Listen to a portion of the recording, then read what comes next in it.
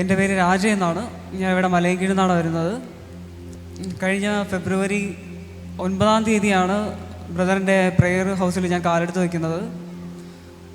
അതിനു മുമ്പ് 8-ാം തീയതി ഒരുപാട് ഡിപ്രസ്ഡായി, വേദനയും മനസ്സിലെ വിഷമവും കൊണ്ട് ഇരിക്കുന്ന സമയത്ത് എൻ്റെ കൂടെ ജോലി ചെയ്യുന്ന ഒരു കൂട്ടുകാരൻ എന്നോട് ചോദിച്ചു, എന്തു പറ്റി ഇങ്ങനെ ഡള്ളായിരിക്കുന്നത് എന്നൊക്കെ ചോദിച്ചപ്പോൾ ഞാൻ ഇങ്ങനെ കാര്യങ്ങൾ പറഞ്ഞ സമയത്ത്, നിനക്ക് ദൈവത്തിൽ വിശ്വാസമില്ലേ, നീ ഒരു കാര്യം ചെയ്യ്, ഇതുപോലെ ഷാലോ മിനിസ്ട്രി എന്ന് പറഞ്ഞൊരു സംരംഭമുണ്ട്, നീ അവിടേക്ക് പോയി നോക്ക്, നിൻ്റെ കുറവുകളെല്ലാം മാറുമെന്ന് പറഞ്ഞു. അങ്ങനെ ഫെബ്രുവരി 9-ാം തീയതി ഞാൻ ബ്രദറിൻ്റെ പ്രെയർ ഹാളിൽ ചെന്നു.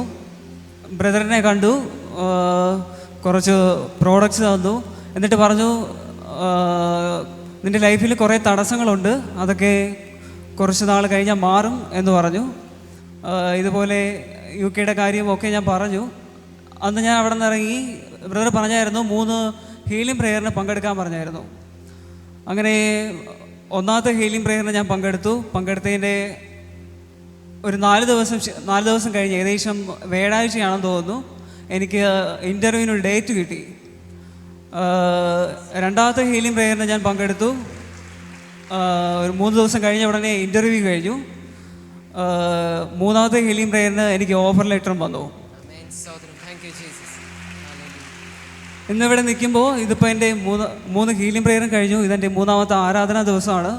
ഇന്നെൻ്റെ പ്രോഗ്രസ് എന്ന് പറയുന്നത്, കഴിഞ്ഞ ദിവസം ഞാൻ ഗ്ലോബൽ വിസ സെൻറ്ററിൽ ചെന്നു, എൻ്റെ പാസ്പോർട്ട് കൊടുത്തു.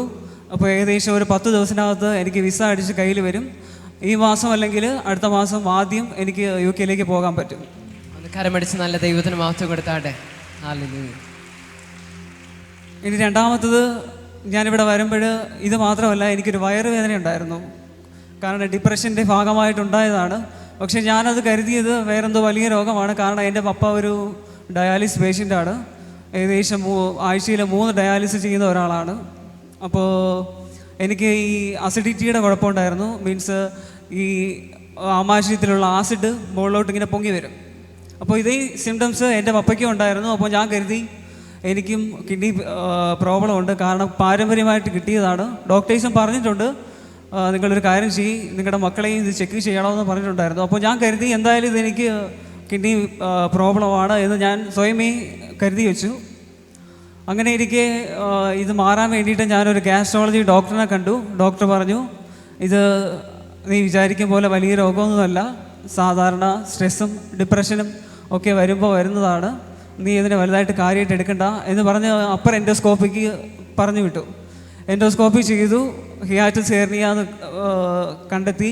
ഹിയാറ്റസ് ഹെർണിയ എന്ന് പറയുമ്പോൾ ചെറിയ രോഗമാണ്. അത് ഗുളിക കഴിക്കുകയും യോഗയിലൂടെയൊക്കെ മാറാവുന്നതേ ഉള്ളൂ. അതിനുശേഷം വീണ്ടും ഞാൻ തിരിച്ച് വീട്ടിൽ പോയി. എന്നിട്ടും എനിക്കിതിൻ്റെ കുറവില്ല. കാരണം എൻ്റെ ഉള്ളിൽ എവിടെയോ ഇതെന്തോ വലിയ രോഗമാണ്. കാരണം UK പോകാൻ വേണ്ടി ഏകദേശം കുറേ പൈസ അടച്ച് നിൽക്കുന്ന സമയമായിരുന്നു. അപ്പോൾ എന്തെങ്കിലും രോഗമായി കഴിഞ്ഞാൽ എനിക്കിനി പോകാൻ പറ്റുമോ എന്നൊക്കെ ചിന്ത എൻ്റെ മനസ്സിൽ അപ്പോഴും ഉണ്ടായിരുന്നു. അങ്ങനെ വീണ്ടും ഞാൻ ആ ഡോക്ടറിൻ്റെ അടുത്ത് പോയി. ഡോക്ടർ പറഞ്ഞു, നിൻ്റെ സ്ട്രെസ്സ് മാറുന്നില്ല എങ്കിൽ നീ ഒരു കാര്യം ചെയ്യ്, ആൻറ്റിയോഗ്രാം CT സ്കാൻ ചെയ്യാൻ പറഞ്ഞു. അങ്ങനെ ആൻറ്റിയോഗ്രാം CT സ്കാൻ ചെയ്തു. അതിലും ഒന്നുമില്ലാന്ന് കണ്ടെത്തി. അൾട്രാസൗണ്ട് സ്കാൻ ചെയ്തു. അതിലും ഒന്നുമില്ലാന്ന് കണ്ടെത്തി. അപ്പോൾ ബവൽ അപ്പർ എൻഡോസ്കോപ്പി ചെയ്തു നോക്കി. അപ്പോൾ അതിൽ ചെറിയ കുടലിനകത്ത് ചെറിയ തടിപ്പും ചത വളർന്നിരിക്കുന്നതായിട്ട് കണ്ടു. അപ്പോൾ അവർക്ക് സംശയം തോന്നി, ചിലപ്പോൾ ക്യാൻസറിൻ്റെ ചാൻസ് ഉണ്ടാവാം എന്ന് തോന്നി. അങ്ങനെ അവർ അത് ബയോപ്സിക്ക് അയച്ചു. അപ്പോൾ ഇത് കേട്ടപ്പോൾ എവിടെയോ എന്തോ ഒരു വിഷമം പോലെ, ദൈവമേ ഇനി ക്യാൻസർ ആണോ എന്നുള്ളൊരു സംശയമായിരുന്നു. അങ്ങനെ അത് ബയോപ്സിക്ക് അയച്ചു. ഏകദേശം 2 ആഴ്ച കൊണ്ട് ഞാൻ ഒത്തിരി വിഷമിച്ചു, ഡിപ്രഷനായി. കാരണം ചെറിയൊരു രോഗത്തിൽ നിന്ന് വലിയൊരു രോഗത്തിലേക്ക് ദൈവം എന്നെ കൊണ്ടുപോകുന്നു എന്ന് തോന്നിച്ചു. ബയോപ്സിയുടെ റിസൾട്ട് വന്നു. അപ്പോഴും ഞാൻ ബ്രദറിനെ വന്ന് കണ്ടു. ഏകദേശം ഇവിടുത്തെ എല്ലാ പ്രോഡക്ട്സും ഞാൻ ഉപയോഗിച്ചു. ഏകദേശം 2 ആഴ്ച കഴിഞ്ഞ് ഞാൻ റിസൾട്ടിനായിട്ട് പോയപ്പോൾ അത്ഭുതം എന്ന് പറയട്ടെ, റിസൾട്ടിൽ വന്നത് ഒന്നുമില്ല, ഇതിൽ ക്യാൻസറിൻ്റെ ഒരു ചാൻസും ഇല്ല എന്നാണ് പറഞ്ഞത്. ഇപ്പോൾ എൻ്റെ അവസ്ഥ എന്ന് പറയുന്നത് എൻ്റെ വയറുവേദന പൂർണ്ണമായിട്ടും ഏകദേശം ഒരുവിധം മാറിക്കിട്ടി. ഈ ഗ്യാസ്ട്രിക്സിൻ്റെ അസുഖം ഏകദേശം മാറിക്കിട്ടി. ഒന്ന് ദൈവത്തിന് മഹത്വം കൊടുക്കാൻ ശക്തിയോടുകൂടെ ഹല്ലേലൂയ. 2 ആവശ്യങ്ങളായിട്ടാണ് ഞാൻ വന്നത്. പക്ഷേ ദൈവം എനിക്ക് ബൈ പ്രോഡക്റ്റായിട്ട് ഒന്നുകൂടി തന്നു.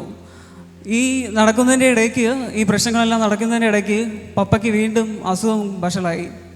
കാരണം കയ്യിൽ 2 ഫിസ്റ്റുല ഇട്ടുണ്ടായിരുന്നു. അപ്പോൾ ഇടത്തെ കയ്യിലെ ഫിസ്റ്റുല ഫെയിലായതിനെ തുടർന്ന് ഈ മടക്കിൻ്റെ താഴോട്ട് രക്തഓട്ടം ഇല്ലാതായി. ഏകദേശം ഡയാലിസിസ് ചെയ്തുകൊണ്ടിരുന്ന സമയത്ത് ഡയാലിസിസ് നിർത്തി വെക്കേണ്ടി വന്നു. കാരണം അസഹ്യമായ വേദന, മരവിപ്പ്, അതുകൊണ്ട് ഡയാലിസിസ് നിർത്തി വെക്കേണ്ടി വന്നു.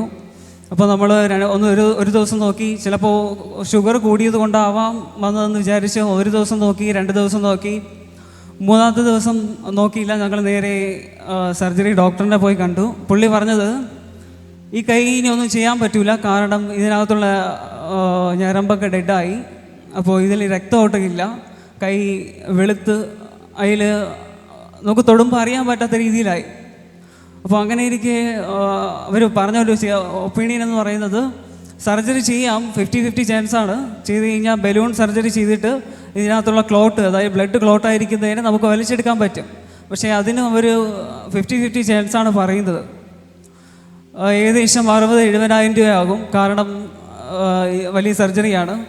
അപ്പോൾ ഈ പ്രസൻറ്റ് ടൈമിൽ എനിക്ക് ഏകദേശം 1,00,000 രൂപ വെളിയിൽ അടയ്ക്കേണ്ട സമയമായിരുന്നു. ഞാൻ നോക്കിയപ്പോൾ 2ഉം കൂടെ ഒന്നിച്ചു വന്നു.